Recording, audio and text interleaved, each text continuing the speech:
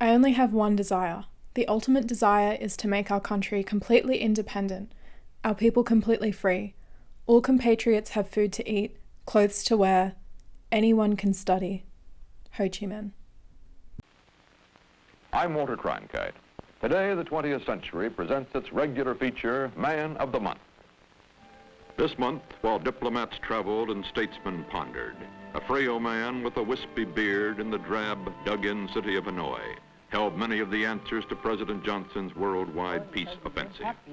His name was Nguyen Sinh Cung when he was born 75 years ago. Today, he is Ho Chi Minh, the president of North Vietnam. When I think about the life of Ho Chi Minh, I can't help but think about how important education was to his belief system. Ho Chi Minh was a prolific man and wore many hats throughout his lifetime. He was also a polyglot, someone who acquires several languages. He applied himself to learn English, French, Russian, Cantonese, and Mandarin, as well as have interest and understanding in Italian and German. His linguistic prowess definitely gave him an edge when it came to diplomacy and international relations. It makes sense that someone who has so much skill in the art of learning languages had very specific studying techniques and routines that he followed. In today's video, I want to share what I learned from researching Ho Chi Minh's language learning routine, as well as what I learned from putting these into practice within my own routine. Technique 1. 5 words per day. Ho Chi Minh was a big proponent of putting in effort every day rather than having big spurts of energy that can lead to burnout or to having sort of this inconsistent approach to learning languages. Ho Chi Minh was more pragmatic, and he argued that one of the best approaches to learning vocabulary and learning conjugations for verbs, etc., was to put aside a little bit of time each day to write out and learn 5 words. 5 words a day becomes 35 words a week, becomes 1,820 words a year. So I really like this method. I've put this as my number 1 because I really will, going forward, incorporate this into my study routine. The great thing about having this baseline is that you can always add to it, but when you know that, okay, today, if I do nothing else but learn these 5 words, that's a huge effort towards language acquisition. You can add different things in, you can add levels of intensity, but knowing that you have that consistency is not only good at a skill level, but it is also good at a motivational level. Over time, more intense study habits may wax and wane. They may fluctuate with their intensity and how much you have ability to put aside 4 hours to hit the books.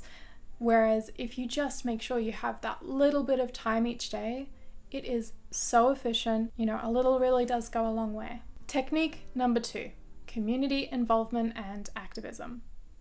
Technique number 2 is not going to be for everyone.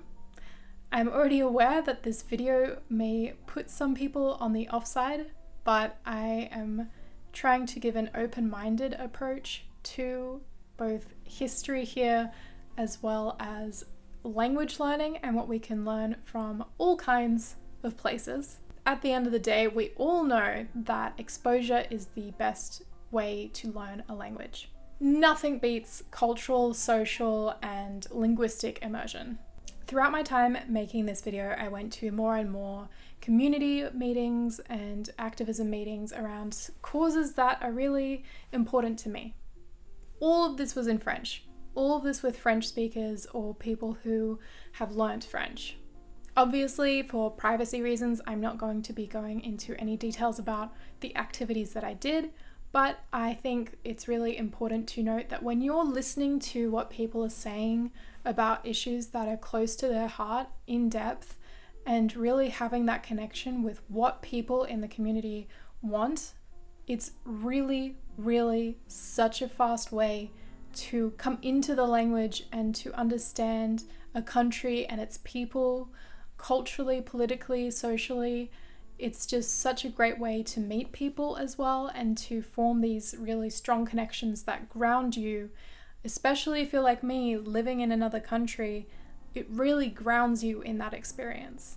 Ho Chi Minh understood this principle so well, and he really got involved wherever he lived or traveled with the politics and issues within any given country that he traveled to or lived in. During his time in France, he wrote for leftist publications, and this is something that is really inspiring to me because as a journalist, my language skills in English are obviously at a more sophisticated level without blowing my own horn. But what really frustrates me about learning French is that I don't have that same level of articulation. And one of my big goals in French is to get to the point where, like Ho Chi Minh, I can write how I feel. I can write on issues. At this point in the video, I want to take a break and just give a little bit more information about the background to all of this. Born on the 19th of May, 1890, in the village of Kim Lien, Ho Chi Minh's father was a scholar and his mother was a farmer. He was one of 3 children, and both his older brother and sister were imprisoned by the French colonial administration for their anti-French activities.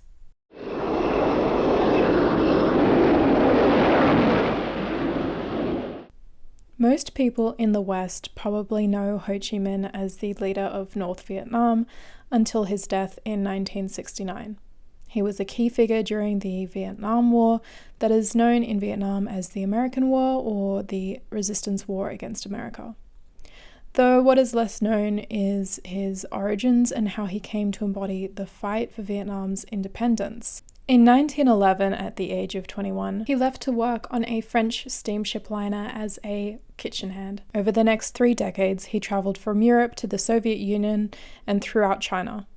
During this time abroad, he organized with other communists against colonial powers. He returned to Vietnam in 1941 when Japan occupied the country. I have received this afternoon a message from the Japanese government in reply to the message forwarded to that government by the Secretary of State on August 11th. I deem this reply a full acceptance of the Potsdam Declaration, which specifies the unconditional surrender of Japan. In the reply, there is no qualification. At the end of World War II, when Japan surrendered, the Democratic Republic of Vietnam was declared by the independence movement, which was also known as the Viet Minh. The French did not grant independence, and this led to a war that resulted in the country being divided into 2 in 1954. Unrest in the US-backed South Vietnam would eventually lead to the start of the resistance war against America that would not end until 1975. I hope this background has helped situate us within the context of who Ho Chi Minh was, as well as what kind of life and what political and social events were happening in Vietnam at the time. I want to now move on to my other techniques that I got inspired from his studies. Technique number 3, talking the talk.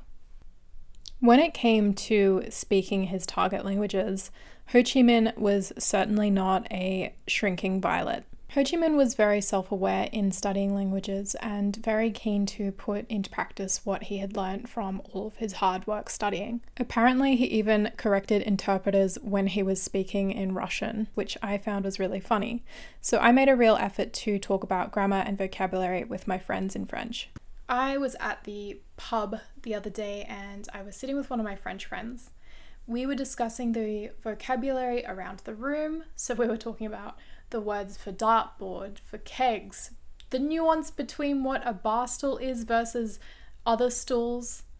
And it was really interesting because as well as me getting something out of it, my friend was really able to then learn vocabulary in English that, yes, he speaks English at a very high level, but it's interesting the words that you miss just by not having had the opportunity to be exposed to them or things you wouldn't necessarily think of. I like this technique. I will absolutely be incorporating it going forward along with the first 2. Technique number 4, environmental cues.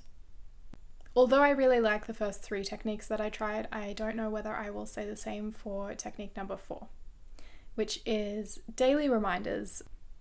In an interview with Phu Quon, who was a former deputy prime minister, he recalled seeing Ho Chi Minh pulling tiny pieces of paper out of his cigarette case.